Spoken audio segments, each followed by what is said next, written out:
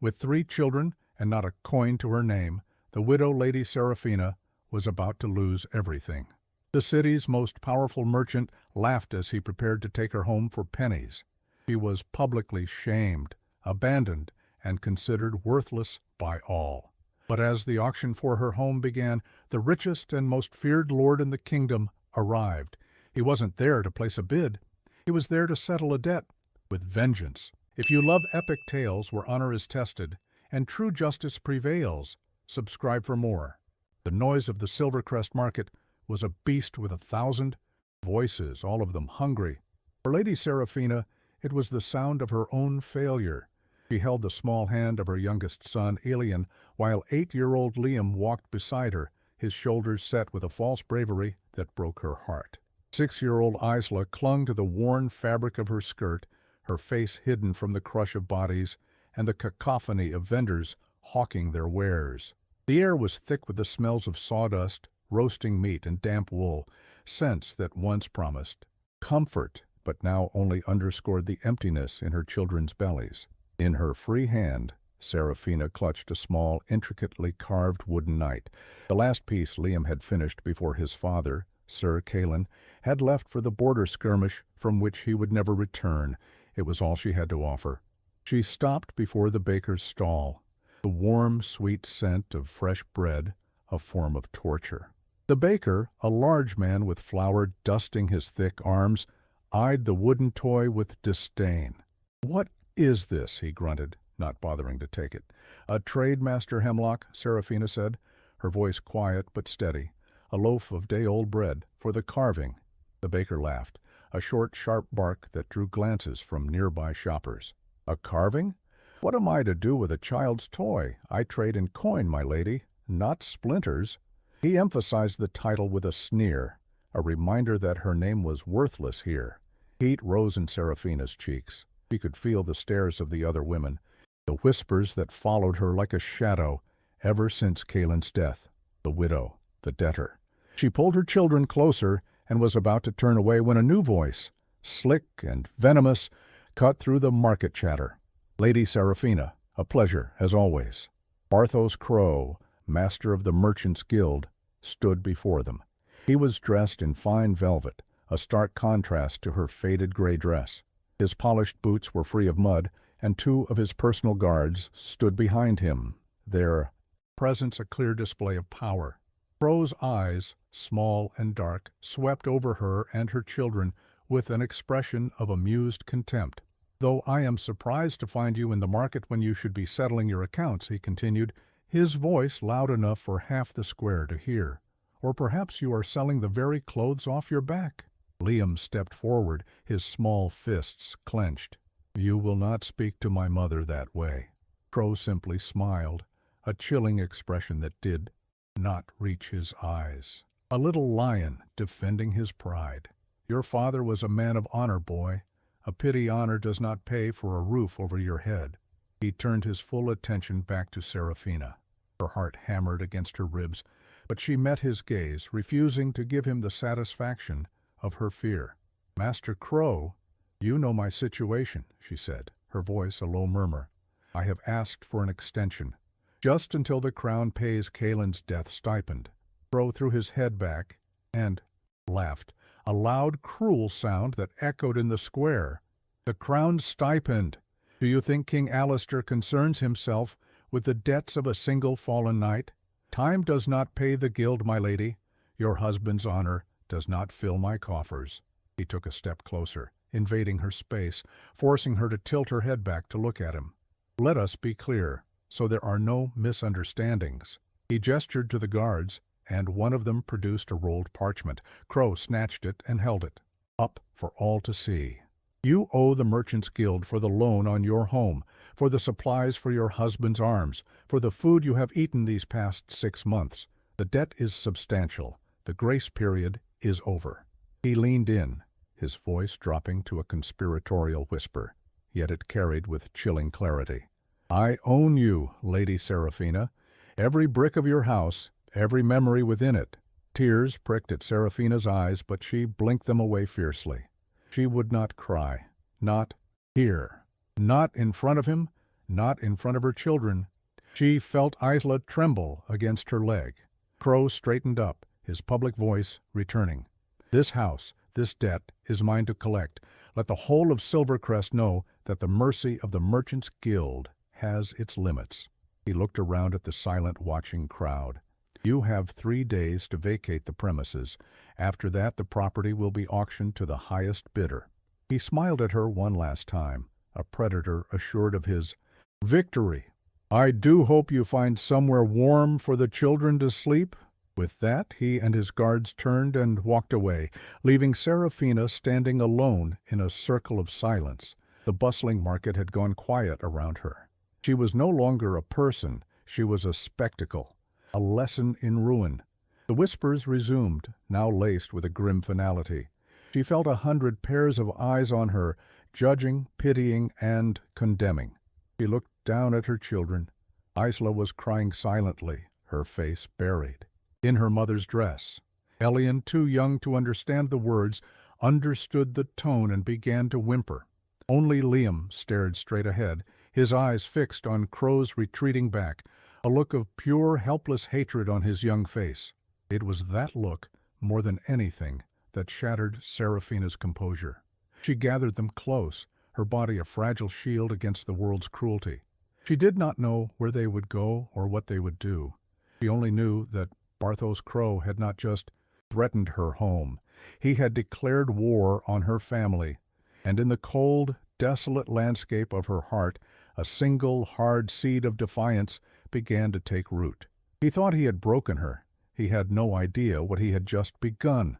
The 3 days passed not in hours, but in heartbeats.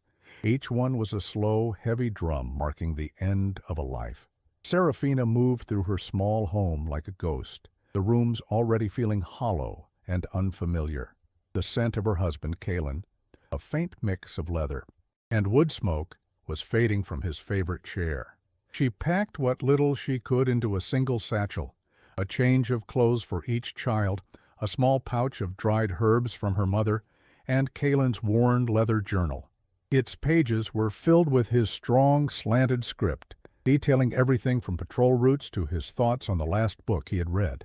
She ran her fingers over the cover, the object a tangible piece of her shattered past. It was all she had left of him, and she would sooner starve than part with it. Her eldest, Liam, tried to help, his small face a mask of grim determination. He gathered his wooden soldiers into a small cloth sack, his movements jerky and angry. Isla had retreated into a world of silence, her large dark eyes following her mother's every move.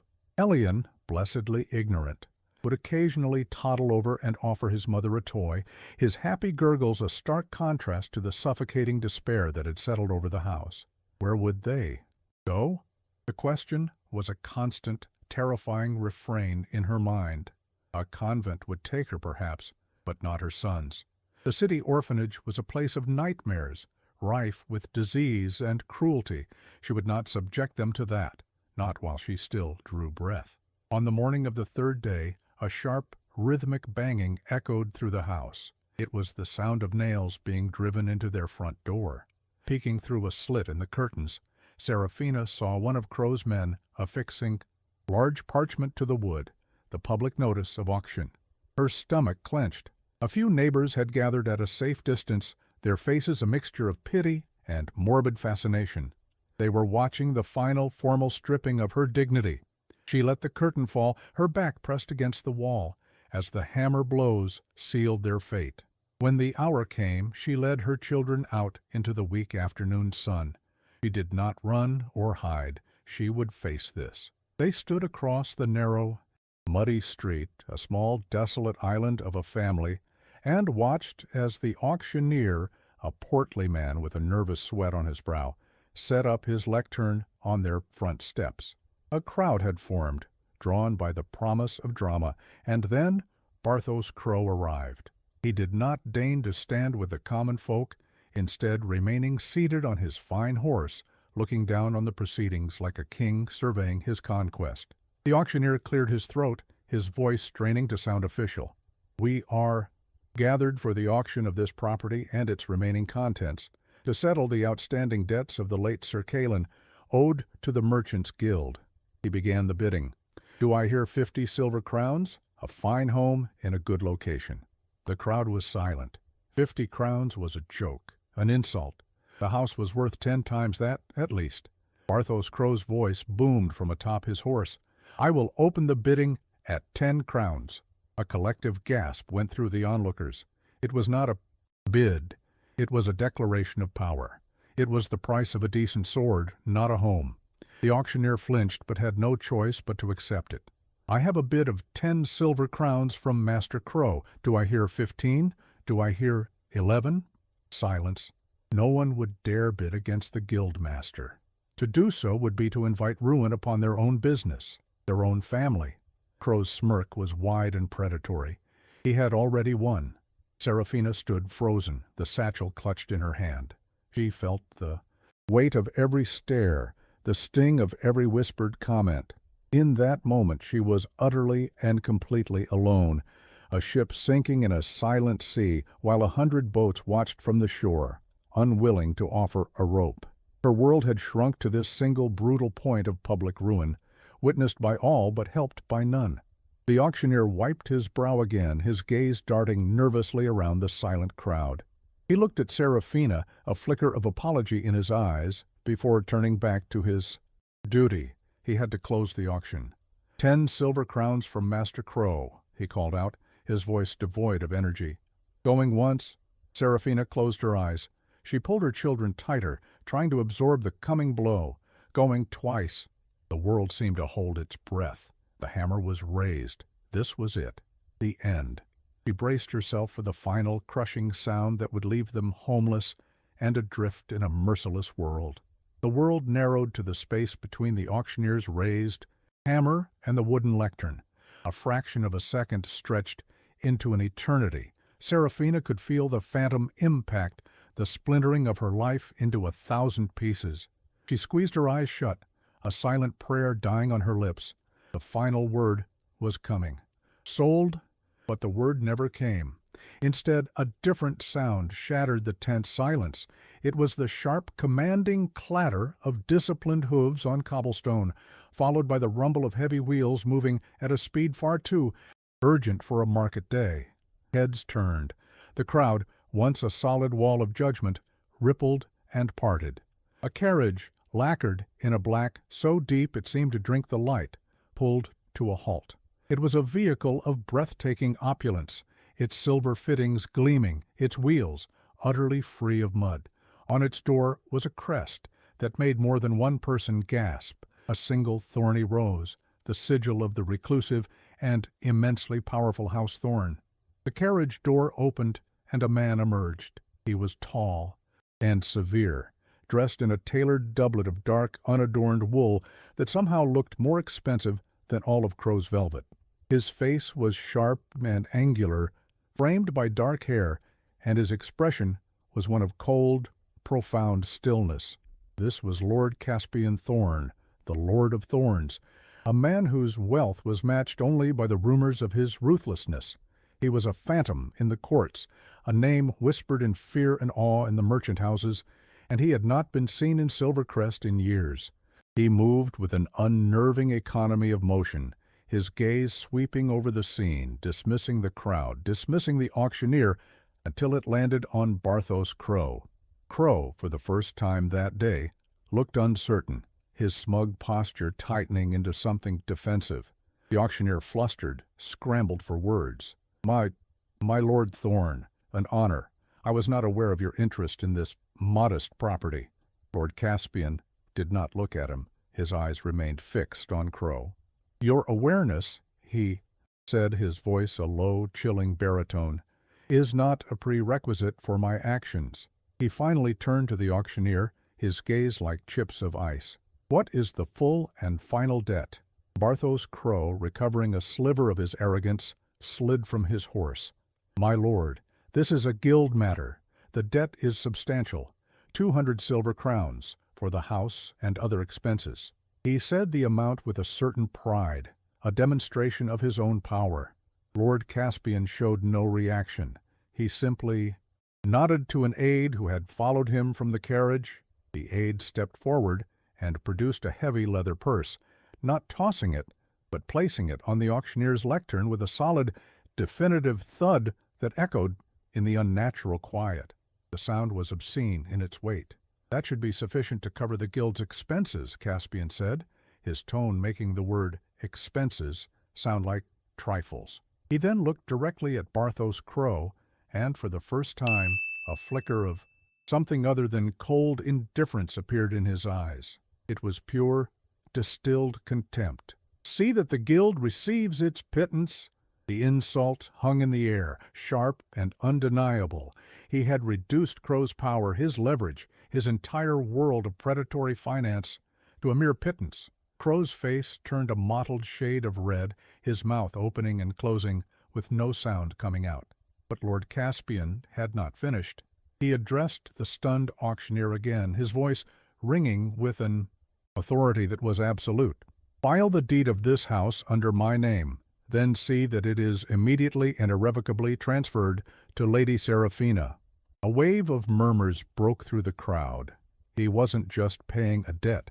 He was giving the house back. Caspian's cold gaze swept over the crowd, silencing them once more. "Let it be known," he declared, his voice carrying to every corner of the square, "that any slight against the widow and children of my brother, Sir Callan, is a slight against me." Brother?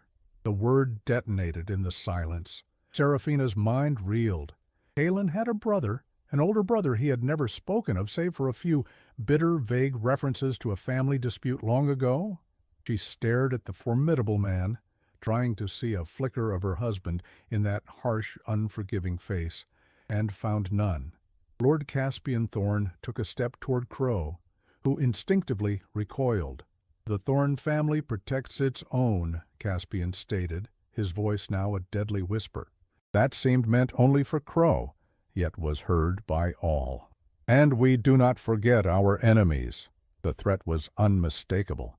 The public humiliation was complete, but it was not Seraphina's. It was Crow's. He had been undone, stripped of his victory and his power in a matter of moments. Then the terrible, magnificent man turned. The crowd parted before him as he crossed the street, his gaze fixed solely on her. He stopped a few feet away, his shadow falling over her and her children. The whole world seemed to have faded away, leaving only the two of them in a silent, charged space. He looked at her, his eyes holding an unreadable emotion. It was not kindness. It was not pity. It was something far more complex and dangerous. She had been saved. Her home was hers. Her children were safe.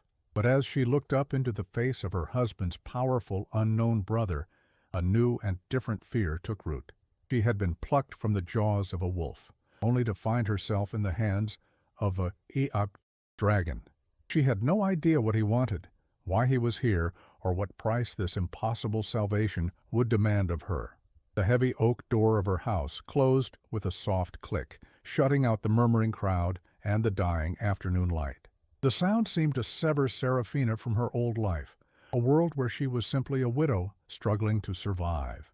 Now she was something else, something she did not understand, standing in the center of her own home with a man who was both a stranger and family. Lord Caspian Thorne was an unnerving presence in the small, sparsely furnished room.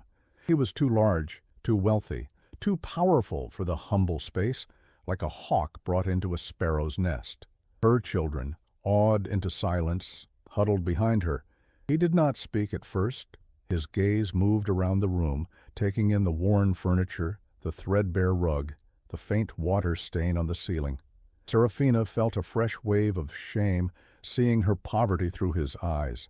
But when he finally looked at her, his expression was not one of judgment. It was something far more difficult to read, a deep, abiding sadness. His aide, a quiet, efficient man, entered behind them, his arms laden with two large crates. Without a word, he set them on the table. One was filled with food, fresh bread, a wheel of cheese, smoked meats, apples. The other contained blankets and small, finely made toys. Caspian gestured toward the provisions with a stiff, almost awkward motion. "Your children are hungry," he stated, It was not a question. Seraphina could only nod, her throat tight with unshed tears. This practical, unspoken kindness was more disarming than any apology. She knelt and quietly told Liam to share the food with his sister and brother. As the children cautiously approached the table, their eyes wide, Caspian spoke again, his voice low. "He never told you about me." Again a statement, not a question. Seraphina stood, finding her voice. "He said he had a brother. He did not. Say his brother was Lord Caspian Thorn." She allowed a hint of the bitterness she felt to creep into her tone. "He said the man was lost to him." A muscle twitched in Caspian's jaw. "The fault was mine. We were young. Our father's will. It was not what either of us expected. I chose the lands, the titles, the wealth. Calen chose a sword and his honor. I called him a fool. He called me a miser. The words of proud, stupid boys. I have had 30 years to regret mine." He looked away from her, his gaze fixed on the hearth where no fire burned. "I did not know of his death until a week ago. A letter from his former squire found its way to my estate. It mentioned his passing and his family's difficulties." The cold, clinical word hung in the air. Difficulties. It was a hopelessly inadequate term for the public ruin she had just endured, yet in his stark admission of guilt, Seraphina saw, not the fearsome Lord of Thorns, but a man haunted by regret. She saw the brother her husband had lost. "He regretted it too," she said softly. The words surprised her, but they felt true. "Calen was proud, my lord, but he was not hateful. He spoke of you only once, after Liam was born. He said he wished his son could know the uncle who taught him how to fish." For the first time, Caspian's harsh composure seemed to crack. A profound sorrow moved in his eyes, so deep and raw, it made Seraphina look away. In this shared moment of grief for the man who connected them, the vast chasm of wealth and status between them seemed to shrink. They were not lord and debtor, but two people bound by a common loss. Wanting to offer him proof, a balm for his old wound, Seraphina moved to the small chest where she kept her few treasures. She retrieved Calen's journal. "He wrote of it," she said, her voice thick with emotion. "Let me show you." She sat at the table, the book open on her lap, her fingers tracing the familiar script. She flipped through the pages, past entries detailing patrols and battle formations, looking for the single passage about family. As she did, her eyes caught on the last few pages, written in the weeks before he died. They were filled with numbers, notes on his accounts. He was meticulous, if nothing else. She saw the initial loan from the guild, a modest sum. And then she saw the entries for interest, fees, and penalties that Crow had added after his death. Her mind, always quick with figures, began to move. The numbers were wrong. They were not just high. They were impossible. The interest compounded weekly, a practice forbidden by royal decree. There were fees for debt risk and honor insurance that were pure fiction. Her breath caught in her throat. This was not a debt. It was a meticulously crafted trap. She looked up from the journal, her grief momentarily eclipsed by a flash of cold, sharp anger. She pushed the book across the table toward Caspian, her finger trembling, as she pointed to a line item. "My lord," she said, and her voice was different now. The tremble was gone, replaced by a steely certainty. "Look at this. Calen's debt did not grow. It was inflated. This is not the work of a creditor." She met his gaze, and he saw the shift in her, the transformation from grieving widow to something far more formidable.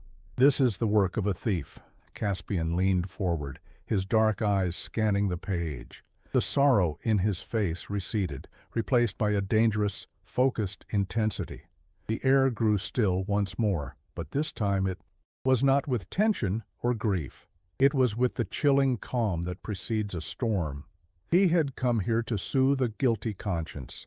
He had just found a cause. The air in the small room crackled with a new, dangerous energy. The fire Caspian had ordered his aide to light now blazed in the hearth, casting long, dancing shadows on the walls. It pushed back the physical chill, but a different kind of cold had settled in the room, the cold, hard clarity of purpose. The children were asleep in the other room, bundled in the new, warm blankets, their bellies full for the first time in months. Their safety, now secured, had freed something in Serafina. The oppressive weight of maternal fear had lifted, and in its place, her mind, sharp and long neglected, was finally able to work. She and Caspian sat at the small wooden table, Kalen's journal open between them like a battle map. The remnants of a shared meal were pushed aside. For hours they spoke in low, intense tones. What began as Caspian asking for clarification soon turned into him listening, spellbound, as Serafina took command. Her finger traced the columns of figures her husband had meticulously logged. He was a soldier, my lord, not a merchant, but he was precise, she explained, her voice gaining confidence with every word. Here is the initial loan from the guild. 15 silver crowns for new steel for his armor. The terms were 5% interest, settled upon receipt of his quarterly wages from the crown. Standard practice, she pointed to another entry, dated a week after the official notice of Kalen's death. And here is the first new charge, a bereavement risk fee, 10 crowns. There is no such thing. It's theft hidden in a ledger. 2 weeks later, another. A late settlement penalty, even though his wages had not yet been issued. Another 15 crowns. He is charging me for the crown's own slowness. She looked up at Caspian, her eyes bright with a cold fire he had not seen before. Barthos Crow was not collecting a debt. He was preying on a widow. He knew I wouldn't understand these figures. He assumed I would be too lost in my grief to question them. He counted on my ignorance. Caspian listened, his expression grim. The respect in his eyes was palpable. He had seen her as a victim to be saved, a duty to be fulfilled. Now he saw her as an asset, a weapon. He miscalculated, Caspian said, his voice a low growl. But Crow is not a fool. He is a viper, embedded in the city's foundations. He has half the city council in his pocket. A direct accusation, even with this journal as proof, would be dismissed as the ravings of a grieving woman. We would be entangled in guild courts for years. Then we do not accuse him in a courtroom, Serafina countered, her mind racing ahead. We dismantle his world first. A viper cannot strike if you break its fangs. She leaned forward, her earlier timidity completely gone. My husband was not the only knight in his company. To take loans from the guild. He mentions them here. She turned a page. Sir Benedict, Sir Merrin, both good men with small estates and growing families. If Crow did this to Kalen, he has done it to them. He isolates his victims, makes each one feel as though their ruin is their own unique failure. But if we can prove a pattern, Caspian's eyes lit with understanding. He saw the shape of her strategy, and it was as elegant as it was ruthless. We drain the swamp before we hunt the beast. He finished for her. We undermine his power base, bleed his resources, and turn his allies against him. Before we ever make a public claim, we will ensure there is no one left to defend him. The plan began to form, a silent, deadly architecture of vengeance. It was a two-front war. Caspian would handle the first. From his vast network of trade and finance, he would begin to apply pressure. He would subtly outbid Crow on key shipments of wool and timber, intercept his caravans with better offers and whisper words of caution into the ears of the foreign bankers who financed the guild's larger ventures. He would make Barthos Crow's world unstable and unprofitable, forcing him to become distracted and make mistakes. Serafina's role was more dangerous. She would be the investigator. Using Kalen's journal as her guide, she would identify other potential victims. She would not approach them directly. That was too risky. Instead, she would gather information, learning of their financial states, looking for signs of Crow's predatory lending. She would build a dossier, a library of his crimes, brick by painstaking brick. They worked late into the night, their heads bent close together over the journal. The formalities between them dissolved in the heat of their shared purpose. He was no longer the imposing Lord Thorn. He was Caspian, her partner. And she was no longer the destitute Lady Serafina. She was the architect of a reckoning. He poured her a cup of wine, and she accepted it with a steady hand. her mind already 3 steps ahead, calculating, planning. By the time the first hint of dawn painted the sky in shades of gray and rose, the plan was complete. They had a list of 3 names, 3 other families likely caught in Crow's web. The first move was clear. Serafina looked across the table at Caspian. The fear she had felt just hours ago was a distant memory. In its place was a hard, unwavering resolve. She was no longer a victim of circumstance. She was an agent of justice, her own. "He will not see it coming," she said, her voice a quiet promise. "He will be looking for a threat from a rival merchant or a disgruntled lord. He will never think to look down at the woman he tried to crush under his heel." Caspian nodded, a slow, grim smile touching his lips for the first time. "No," he agreed, "he will not." The trap was designed. The bait was set. Now all they had to do was wait for the viper to feel the first pangs of hunger and begin to hunt. The weeks that followed were a quiet, simmering revolution. Caspian, true to his word, had moved Serafina and her children from their small, vulnerable house to a secure and discreet townhouse nestled in a respectable quarter of Silvercrest. It was a property of House Thorn, and the message was subtle but clear to any who were watching. Lady Serafina was under the direct and unassailable protection of the Lord of Thorns. For the first time in nearly a year, her children slept through the night without fear, their laughter once again echoing in the halls of a home. This safety, this peace, was the fuel for Serafina's cold, patient anger. Their days fell into a new rhythm, a 2-front war waged from the quiet comfort of the townhouse's study. Caspian's front was fought with whispers and gold across the kingdom. Every evening his aide would arrive with reports, a shipment of ironwood from the northern forests, which Barthos Crow had already promised to a royal shipbuilder, was mysteriously bought out at the source by an anonymous benefactor. A lucrative contract to supply grain to the western garrisons was awarded not to the Silvercrest Merchants Guild, but to a smaller, rival house from the south, following a sudden and unflattering report on the guild's shipping integrity. Crow's name was never mentioned in these meetings. Caspian's methods were surgical, untraceable. He was not attacking Crow. He was simply creating a hostile business environment, forcing his enemy to stretch his resources, to call in favors, to become agitated and exposed. Serafina would listen to these reports, her understanding of power dynamics growing with each passing day. She saw how a single, well-placed rumor could be as devastating as a blade in the dark. Her own war was one of ink and parchment.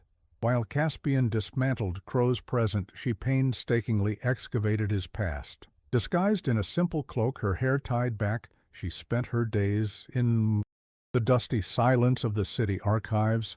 She was just another widow settling an obscure part of her husband's estate, a story no one would question. She combed through land deeds, guild records, and birth and death notices, her sharp mind connecting names, dates, and suspiciously timed property transfers. She was no longer just looking for victims. She was mapping the entire geography of Crow's greed.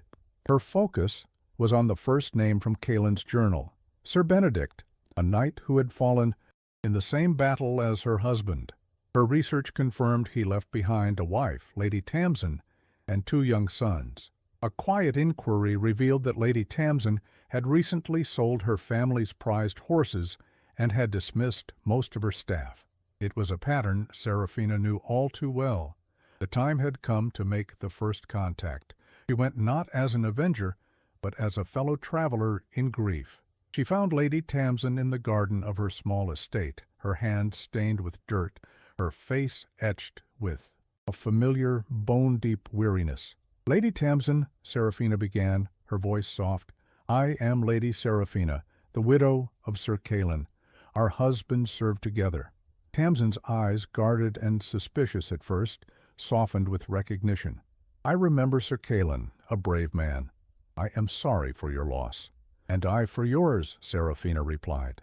They spoke for a time of their husbands, of their sons, of the hollowness they left behind. It was a conversation she could have with no other person. Only then, After building a fragile bridge of shared sorrow, did Seraphina gently guide the conversation. These are difficult times. I have had my own troubles settling my husband's accounts, particularly with the Merchants' Guild. At the mention of the guild, a flicker of fear and anger crossed Tamsin's face.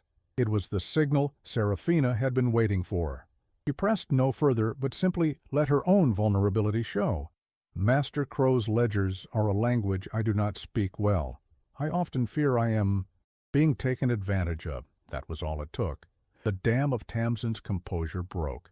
In a torrent of frustrated tears, she confessed a story terrifyingly similar to Seraphina's. A small loan for new farm equipment, her husband's death, and then the letters from Barthos Crow, the debt suddenly tripling with fees and penalties she could not comprehend. She was on the verge of losing her land, the only legacy she had for her sons. Seraphina listened, her heart aching with empathy, but her mind was cold and clear. "He is doing to you precisely what he did to me," she said, her voice firm, "and what he has likely done to dozens of others. He counts on our silence. He counts on our shame." She reached into her satchel and produced a transcript she had made of the fraudulent charges in Caelan's journal. As Tamsin read it, her eyes grew wide with recognition. "This fee, the inheritance processing charge, he charged me the same amount." This was it, the first piece of corroborating evidence, the first crack in Crow's fortress of lies. That evening, Seraphina returned to the townhouse long after the sun had set. Caspian was in the study, a half-empty glass of wine at his elbow. He looked up as she entered, and he could see from the determined gleam in her eyes that she had been successful. "Lady Tamsin will be our first witness," Seraphina announced, her voice ringing with quiet triumph. She placed a piece of parchment on the table before him. It was a copy of the notice of debt Tamsin had received from Crow, nearly identical to the one she had received herself. "She is frightened, but she is angry. She has her own records. She will speak if we can guarantee her protection." Caspian looked from the parchment to Seraphina's face.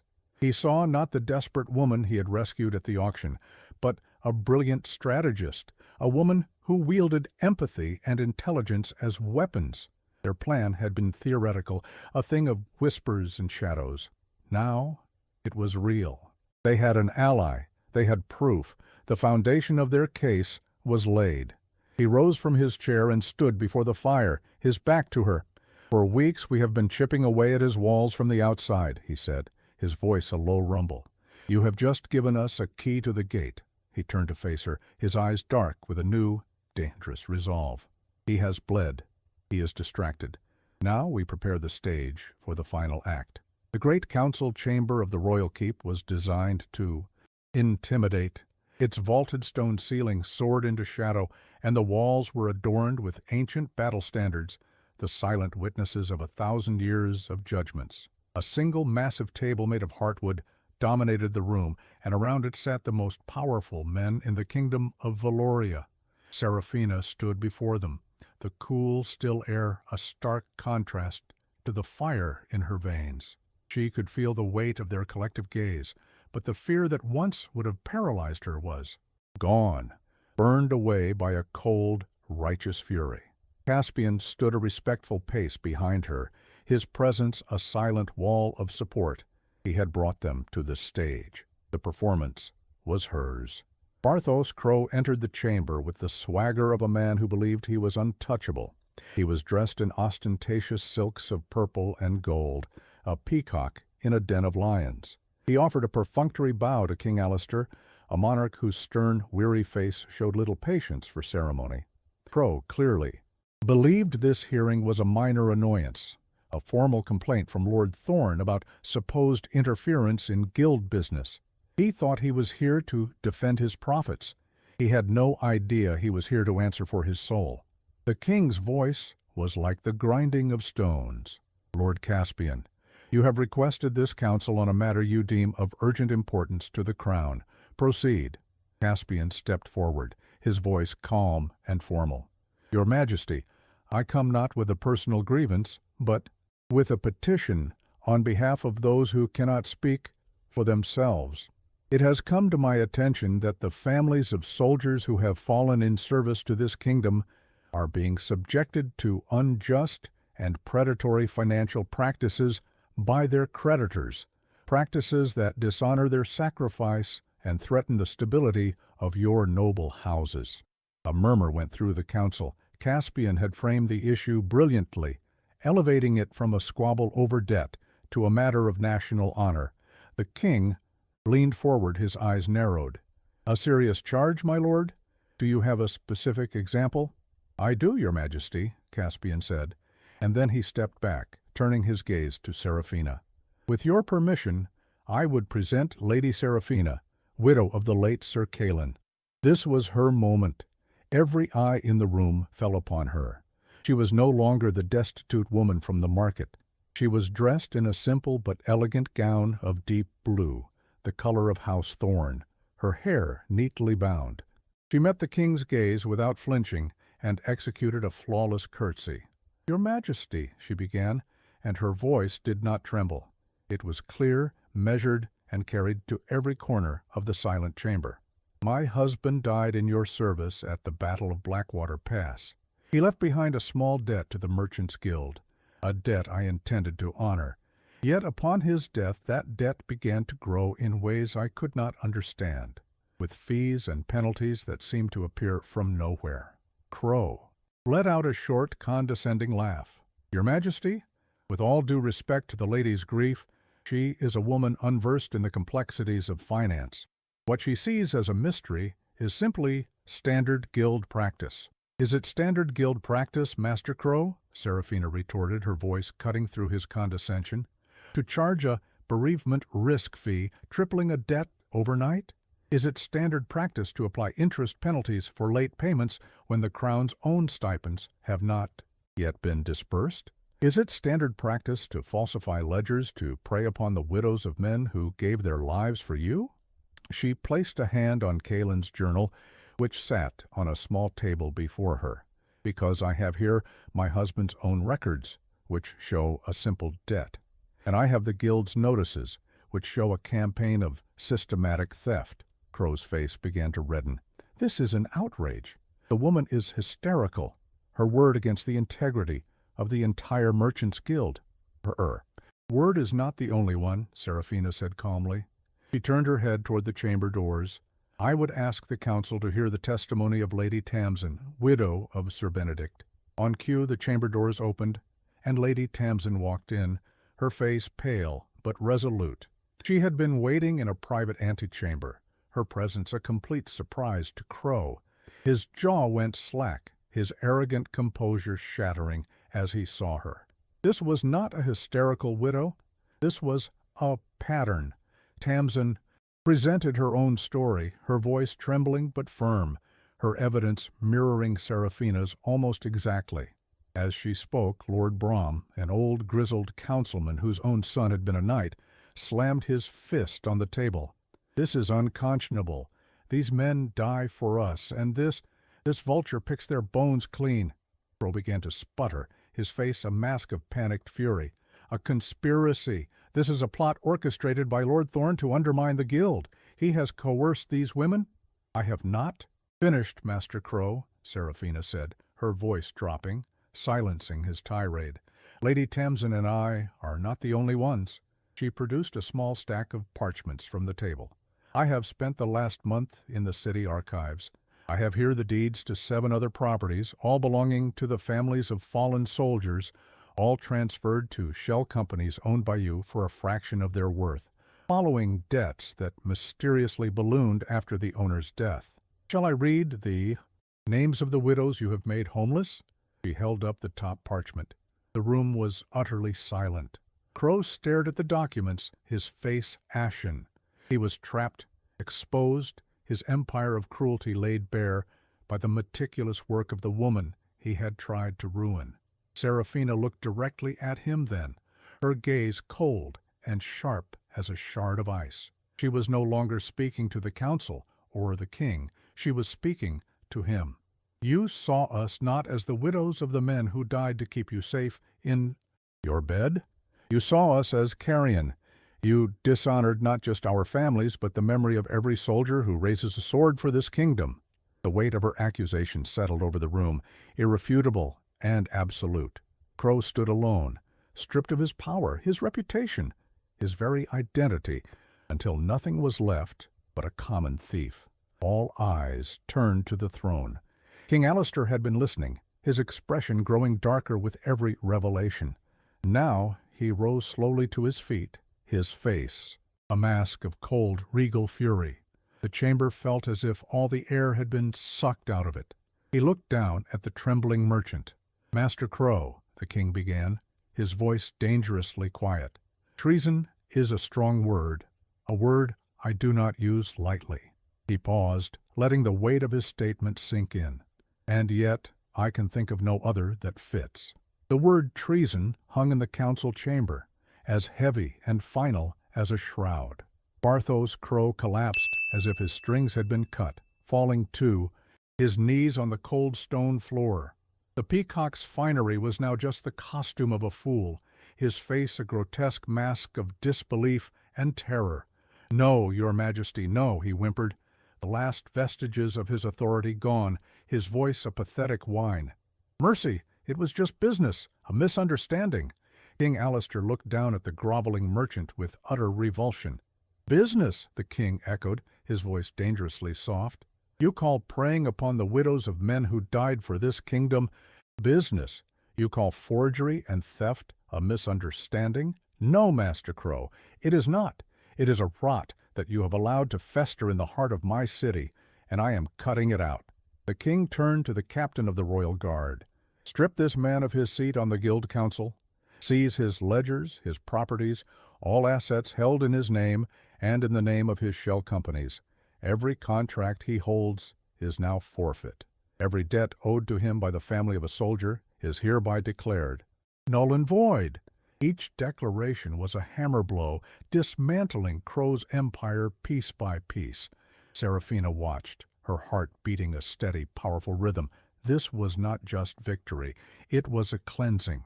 The king was not finished. He paced before his throne, his gaze thoughtful, as it fell upon Seraphina, then back to the weeping Crow.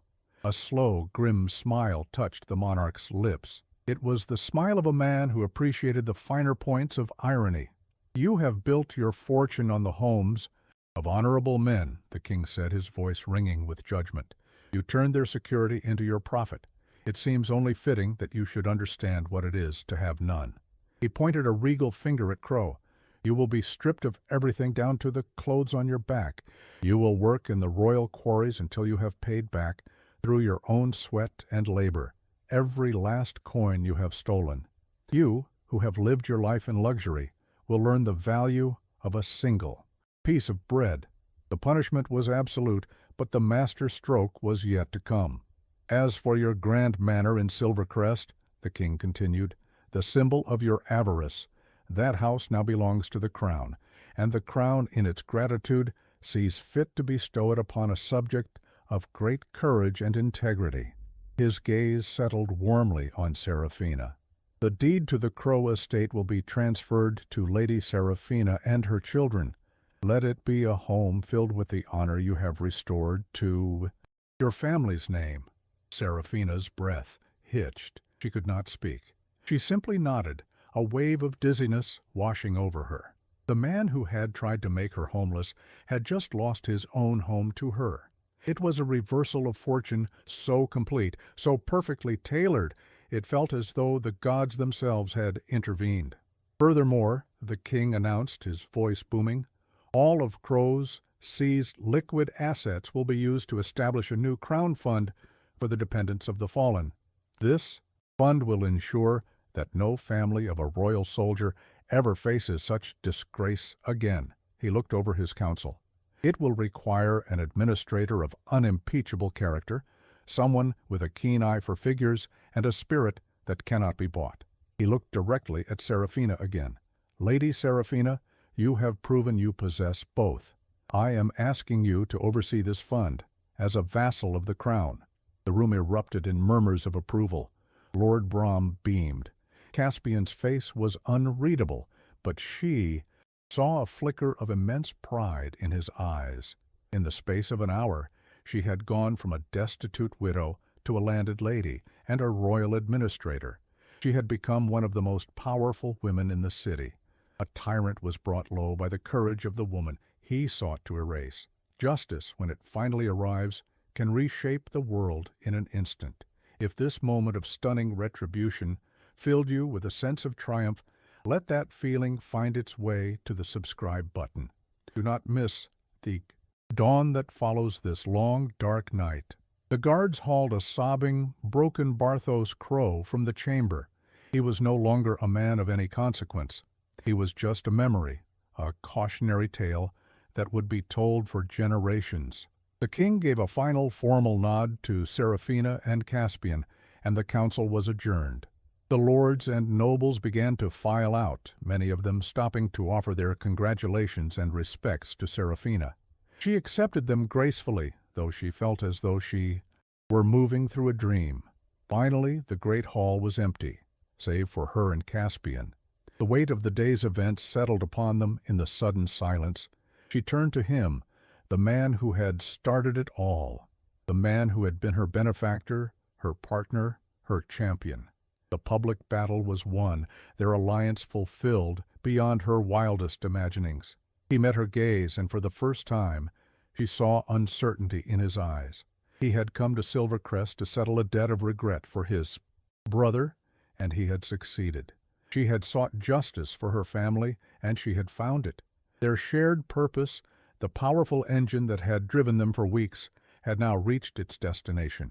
They stood in the echoing silence of their victory, the unasked question hanging in the air between them, as vast and empty as the great hall itself. What now? Moving into the Crow Manor felt less like a victory and more like an exorcism. The house was a monument to stolen wealth, its rooms vast and cold, filled with furniture that was ostentatious yet devoid of warmth. It was a house built to be admired, not lived in. In the first few days, Seraphina found herself throwing open every window, letting the fresh air and sunlight chase out the lingering chill of its former master. She cleared a grand parlor of its stiff, gilded chairs and declared it the children's playroom. She found the sunniest room overlooking the gardens and claimed it not as a sitting room, but as her office. Her new life began not with leisure, but with purpose. The Crown Fund for the Dependents of the Fallen was not just a title, it was a mission. From her new desk, surrounded by ledgers and letters, Seraphina became a bastion for women she had never met. She reviewed their cases, struck down fraudulent claims from predatory lenders, and ensured the Crown's stipends were paid swiftly and fairly. She, who had been a victim of the system, was now its guardian. The work was demanding, but it was the most fulfilling of her life. She was not just managing money, she was distributing hope. Caspian remained in Silvercrest. He had told the king he was staying to oversee the transition of the Thorn family's new interests in the city, a plausible excuse that fooled no one. He was no longer the reclusive Lord of Thorns. The harsh lines on his face seemed to have softened. He spent less time with his aides and more time in the gardens of the manor. He was awkward with the children at first, a man of power and solitude, unused to the chaotic energy of the young. But his affection was undeniable. Seraphina would look out her office window and see him patiently showing Liam the proper stance for a swordsman, using a blunted wooden practice sword. It was the exact scene Kaelin had once wished for, a ghost of a dream made real. She saw him lift Elian onto his shoulders, the little boy's delighted squeals echoing through the garden. She saw him listen quietly as Isla, her shy silence finally broken, told him a long and rambling story about a squirrel. He was not just a benefactor, he was becoming a father to them.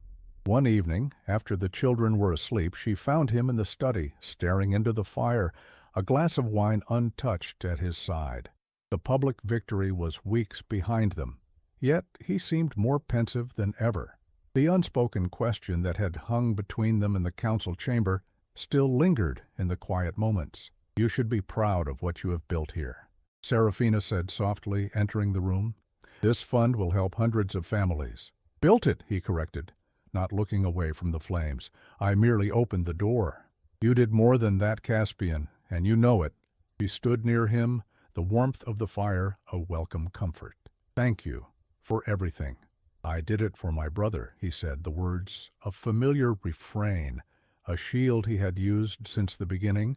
This time Serafina did not let it stand. At first, perhaps, she challenged gently. You came to Silvercrest to ease your conscience about Kalen. You have done so. His family is safe. His honor is restored. Your duty is finished. Yet you are still here. He was silent for a long moment, the only sound the crackling of the fire.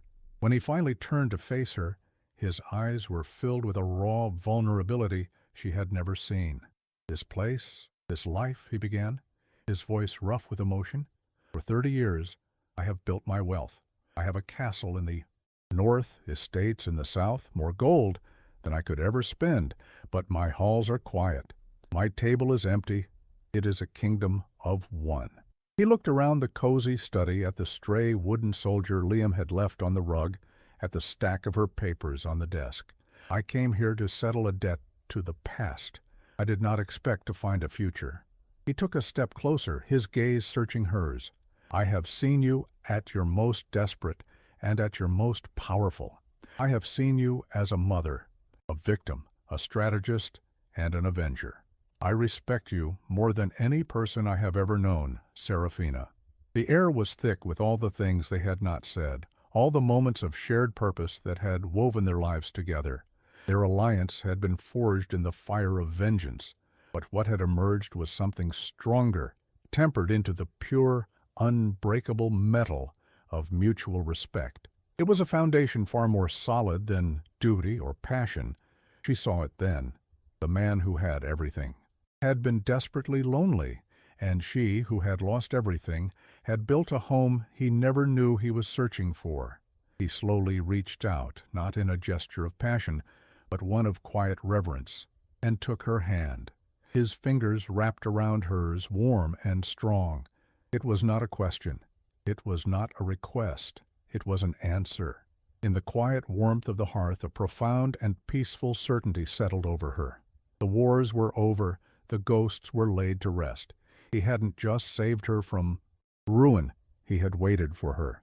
And in his hand, hers had finally, truly, found its home.